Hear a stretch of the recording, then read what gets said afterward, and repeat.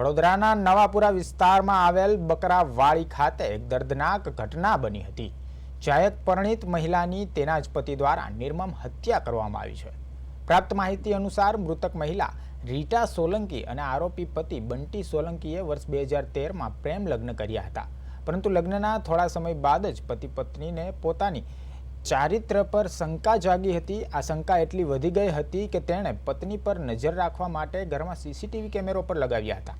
ગઈકાલે સામાન્ય બોલાચાલી દરમિયાન ઉશ્કેરાયેલા બંટીએ રસોડામાં રહેલ ચાકુ વડે પોતાની પત્ની પર જીવલેણ હુમલો કર્યો। મૃતક મહિલાના શરીર પર, મોઢા પર અને છાતીના ભાગે 7 જેટલા ઊંડા ઘા મળી આવ્યા છે, જે હુમલાની ગંભીરતા દર્શાવે છે। આ ભયાનક ઘટના બાળકોની નજર સામે જ બની હતી, જ્યાં પિતાએ માતાને મોતને ઘાટ ઉતારી દીધી હતી।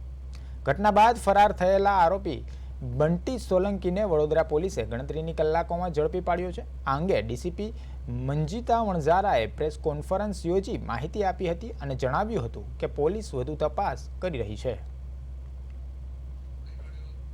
પોલીસ સ્ટેશન વિસ્તારમાં એક રીટાબેન સોલંકીના હત્યાનો બનાવ પોલીસના ધ્યાને આવતા પોલીસે ગણતરીના કલાકોની અંદર જ એ જે હત્યા જેણે કરી છે, એટલે કે એના પરિવારના એક સભ્ય, એમના પતિએ જ કરી હતી, એમને તાત્કાલિક એમની અટક કરી લે, એમની પૂછપરછ કરી અને એમના વિરુદ્ધમાં ગુનો નોંધેલ છે।